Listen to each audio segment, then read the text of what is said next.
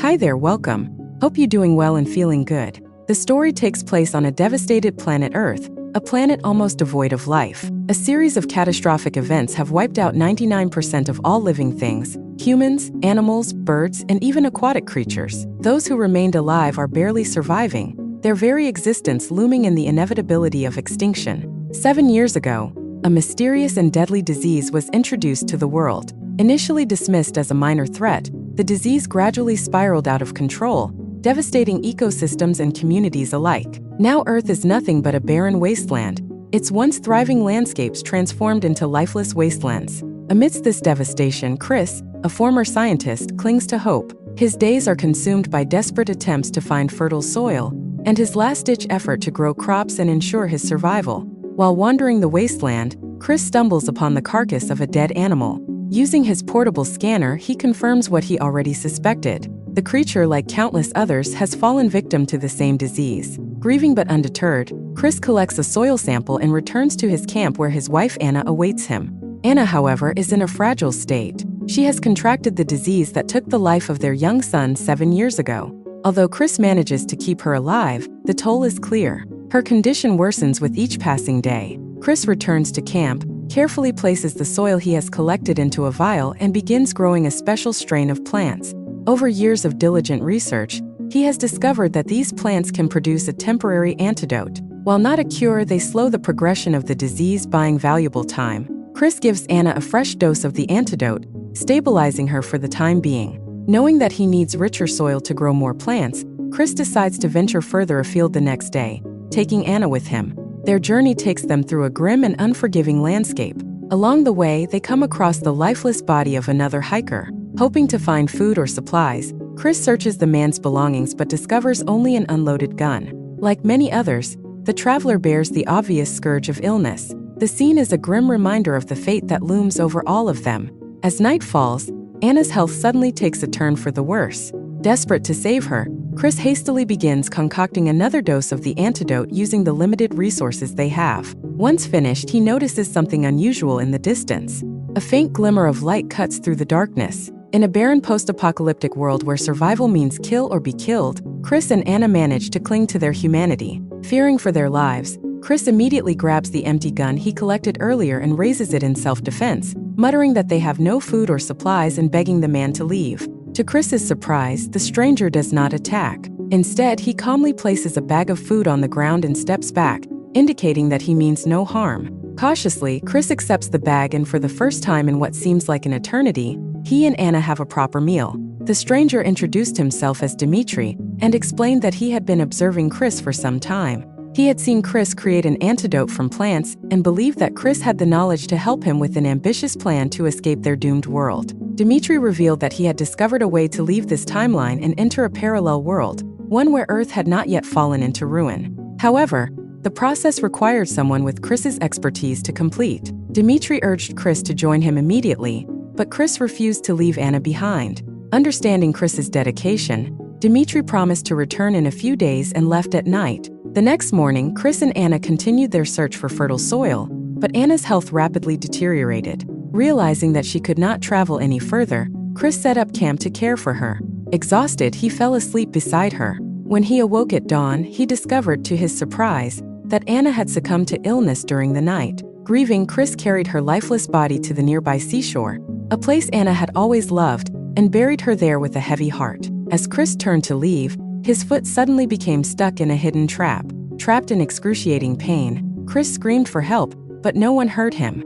Slowly, darkness took over as he lost consciousness. When Chris awoke, he found himself in a completely unfamiliar place. The air was fresh, the sky vibrant, and the land lush with trees and plants flourishing, plants that had not been on the ground for years. Stumbling to his feet, he noticed the people around him, healthy, vibrant individuals living ordinary lives, in stark contrast to the horrific wasteland he had left behind. Chris began to wonder if this was real or some kind of fever dream. Desperate for answers, Chris made his way to Anna's office, the place she used to work before the world collapsed. When he arrived, he froze in shock. There, sitting at her desk, was Anna, alive, well, and radiant. But what shocked Chris even more was seeing another version of himself, standing next to her, engrossed in conversation. Chris, startled and confused, began to run back as fast as he could. As he fled, He noticed one of the packers he had seen earlier acting strangely. The man seemed to be afflicted with the same disease that was causing the chaos. Chris wanted to ask what was going on, but before he could, a sharp pain hit his injured leg, the same pain he had heard after falling into a trap earlier. Suddenly, everything around him faded away, and he found himself waking up in a completely different place. Chris opened his eyes and realized that he was tied to a bench. Wires were attached to his head, and he felt an eerie silence in the room. To his shock, the person standing before him was De4dly, the same man who had given him food that fateful night. De4dly had a serious look on his face as he began to explain everything. De4dly revealed that he was not just an ordinary man. He was in fact a scientist who had invented a machine capable of traveling to parallel universes. However, as he explored different realities, he discovered a devastating truth. In almost every universe, a deadly disease had destroyed life as they knew it. After years of searching, De4dly finally found a parallel universe 7 years behind their own timeline. In that universe, the disease had just begun to spread. De4dly's voice cracked as he explained that the disease had taken the life of his daughter Daisy, and he was determined to prevent it from happening again. De4dly believed that Chris was the key. Together, they could travel back in time to this other universe and stop the disease before it became unstoppable. Chris was initially hesitant, but quickly realized that he could make a difference. He already knew the mistakes his version of himself in this other universe would make. If he could prevent them, he could save countless lives. With this understanding, Chris agreed to De4dly's plan, and De4dly prepared to take him back. The story shifted to show another version of Chris in this parallel universe. Here, Chris lived a peaceful life with his wife Anna and their young son. He worked as a researcher at a university, focusing on finding cures for various diseases through plant-based experiments.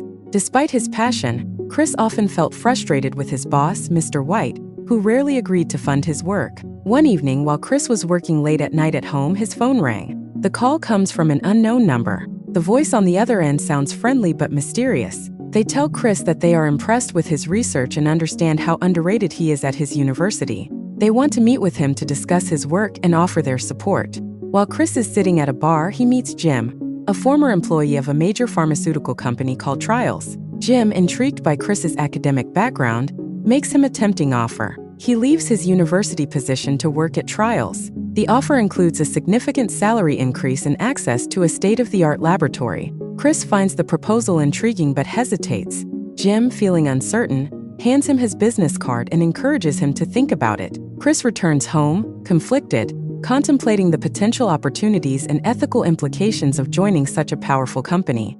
Meanwhile, in a parallel universe, an older version of Chris, 7 years ahead of him in time, arrives in this reality. The future Chris is haunted by the decisions he made in his own world. He accepts Trials' offer, hands in his groundbreaking research, and watches in horror as the company prioritizes profit over responsibility. The disease he worked to cure has been allowed to mutate unchecked, rendering his antidote ineffective. It has devastated his world and left billions suffering. Determined to prevent history from repeating itself, future Chris vows to prevent his younger self from making the same disastrous mistakes. To carry out his plan, future Chris visits a nearby library, searching for De4dly, the scientist who originally helped him travel between universes. After identifying this universe's version of De4dly, Chris explains his situation, revealing the truth about his journey from a parallel reality. He confirms that his world is 7 years ahead of its time, and warns De4dly of the impending catastrophe if events are not changed. At first, De4dly is skeptical,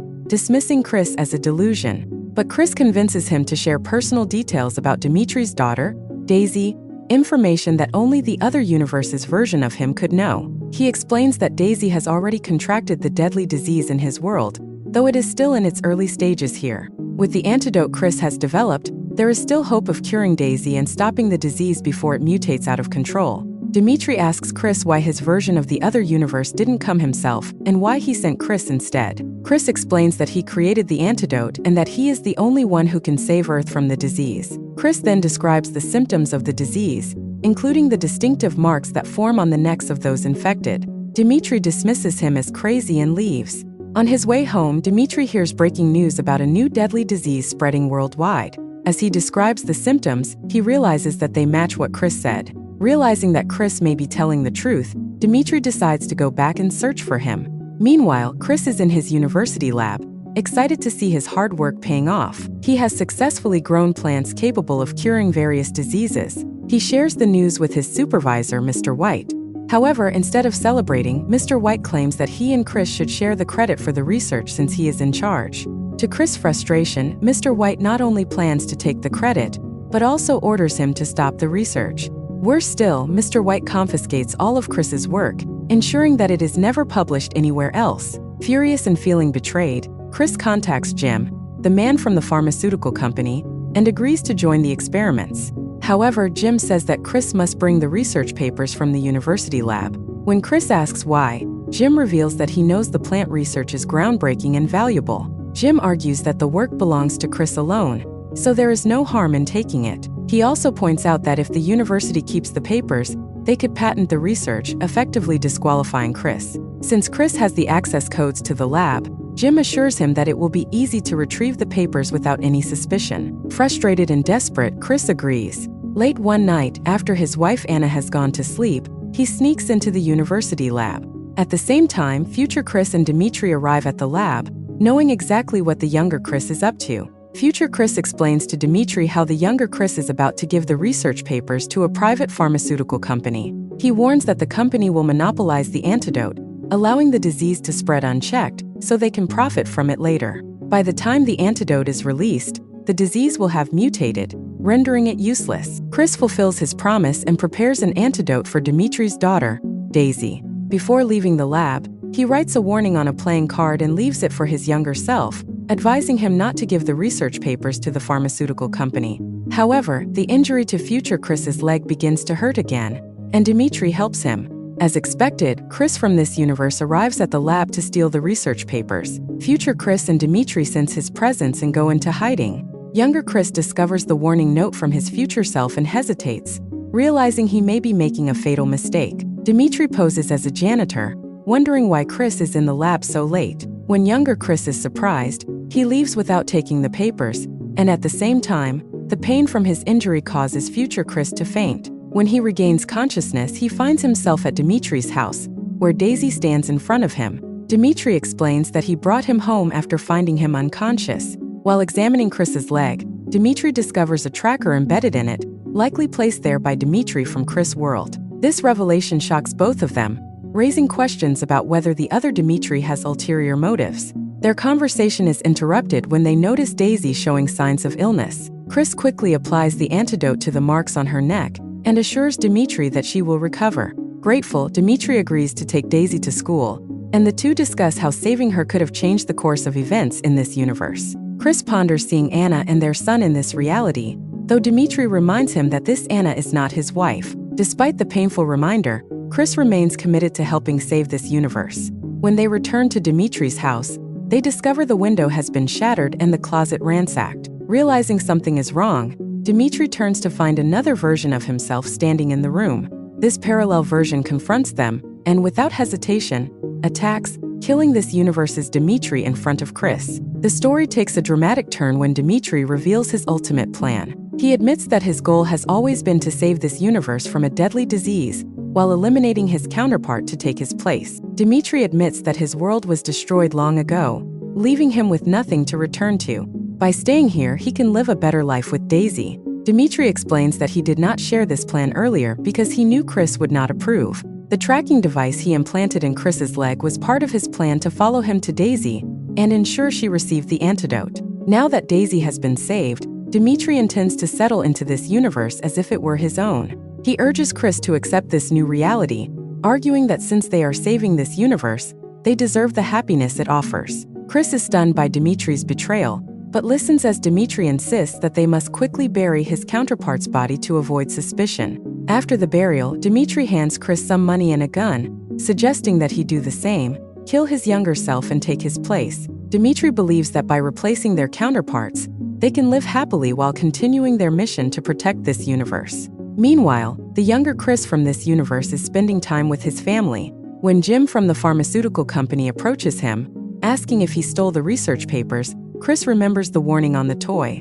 He firmly tells Jim that he will not work for them and leaves, refusing to be bought. Jim watches Chris walk away, making a phone call to someone else, hinting at other plans. Meanwhile, the future Chris cuts his hair and makes himself look identical to this universe's Chris. He goes to Anna, who is feeling unwell, and convinces her to accompany him to the lab, where he claims he can help her. Although Anna finds his behavior strange, the future Chris reassures her of his love and convinces her to trust him. Reluctantly, she agrees to go with him. Back home, the younger Chris from this universe notices Anna missing. While his child is sleeping, he finds the toy with the mysterious warning again, and begins to wonder who might have written it and what they know. Growing suspicious, he decides to head to the lab to investigate. In the lab, future Chris successfully prepares the antidote and gives it to Anna, ensuring her safety. Once they are finished, Mr. White, Chris's supervisor, arrives and asks why they are at the lab so late. Sensing something is wrong, Mr. White begins searching for the antidote. Future Chris pulls a gun to stop him, but it turns out that Mr. White is not alone. Jim from the pharmaceutical company is with him.